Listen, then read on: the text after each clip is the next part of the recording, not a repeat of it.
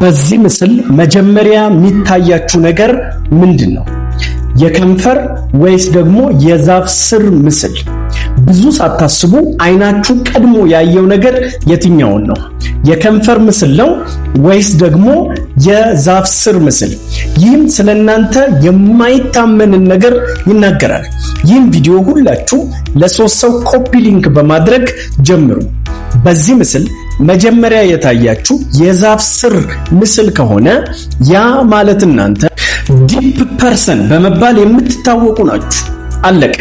እናንተ ወደ አንድ ነገር ዘላችሁ ከመግባታችሁ በፊት ነገሩን በጥልቀት የምታስቡ የነገሩን መሰረት የምታጤኑ አይነት ሰዎች ስትሆኑ በጣም አርቆ አሳቢዎች ናችሁ። አሁንን ብቻ የማትኖሩ ወደፊት አርቃችሁ መመልከት የምትችሉ አይነት ሰዎች ናችሁ። በጣም ጠንቃቆች ናችሁ።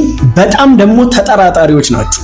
በግንኙነት ውስጥ እናንተ በቀላሉ ለማንም ልባችሁን የማትከፍቱ አይነት ሰዎች ስትሆኑ ልባችሁን ከከፈታችሁ ግን ከሰው መለየት ደግሞ የሚከብዳችሁ አይነት ሰዎች ናቸው። በግንኙነት ውስጥ ለታማኝነት ቀጣይነት ላለው ግንኙነት ትልቅ ቦታ የምትሰጡ አይነት ሰዎች ስትሆኑ ማስመሰል በጣም የምትጠሉ የሆናችሁትን ሆናችሁ ሰውን የምትቀርቡ ሰዎችም እንደዛ እንዲቀርቧችሁ የምትፈልጉ አይነት ሰዎች ናቸው። የእናንተ ትልቁ ደካማ ጎን ደግሞ አጉል አሳቢ፣ አጉል ደግሞ ተጨናቂ፣ ነገሮችን ያለ ልክ ለጥጣችሁ የምታሰላስሉ አይነት ሰዎች መሆናችሁ፣ በረባው ባረባው የምትጨነቁ አይነት ሰዎች መሆናችሁና ያለ ልክ ዝም የምትሉ አይነት ሰዎች ናችሁ። መናገር ባለባችሁ ቦታ እንኳን የማትናገሩ አይነት ሰዎች መሆናችሁ ነው።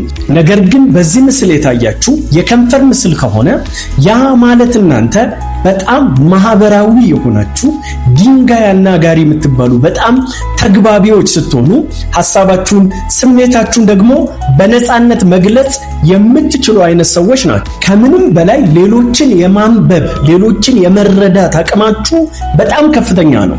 የሰዎችን ስሜት፣ ሐሳብ፣ ያሉበትን ሙድ ቶሎ የሚገባችሁ አይነት ሰዎች ስትሆኑ ሁኔታን ትረዳላችሁ። በምን ሰዓት መቀለድ እንዳለባችሁ ታውቃላችሁ። በምን ሰዓት ዝም ማለት እንዳለባችሁ ታውቃላችሁ።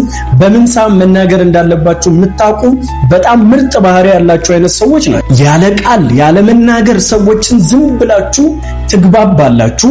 ሌሎችን የማነቃቃት አቅማችሁ በጣም ከፍተኛ ነው። በጣም ዋርም ናችሁ፣ ኢንጌጂንግ ናችሁ። ሆነስቲን ደግሞ ከምንም በላይ ሰዎች እንዲያታሏችሁ አትፈልጉም። ሆነስቲን ከምንም በላይ ዋጋ ቫልዩ ትሰጣላችሁ። መደመጥ፣ ሰዎች እንዲቀበሏችሁ ደግሞ ያለ ልክ የምትፈልጉ አይነት ሰዎች ስትሆኑ በሰውና በሰው መሃል ደግሞ ድልድይ መሆን የምትችሉ አይነት ሰዎች ናችሁ። የእናንተ ደካማ ጎናችሁ ሳታስቡ ትናገራላችሁ። ነገሮችን ፕሮሰስ አድርጋችሁ የቱን ላውራ ምናምን የሚለው ላይ እንትን ከማለታችሁ በፊት ከተናገራችሁ በኋላ የምታስቡ አይነት ሰዎች ናቸው። በዚህም የማይገባ ነገር ትላላችሁ። አንዳንድ ሰዎችን ልታስቀይሙ ትችላላችሁ። ሌላኛው የእናንተ ደካማ ጎን በሌሎች ችግርና ስሜት የምትዋጡና የምትጠፉ አይነት ሰዎች፣ በሌሎች ችግር የምትብሰለሰሉ አይነት ሰዎች መሆናችሁና ነገሮችን ከማሰብ ከመጠየቅ ወደኋላ ከማገናዘብ ማንጸባረቅ፣ መናገር፣ መግለጥ ላይ ማተኮራችሁ ነው። ይህ ፐርሰናሊቲ ቴስት ከገለጣችሁ ይሄንን ቤት ሰብስክራይብ አድርጉ፣ ላይክ አድርጉ፣ ሐሳባችሁን በኮሜንት ሴክሽን ላይ አሳውቁኝ። አመሰግናለሁ።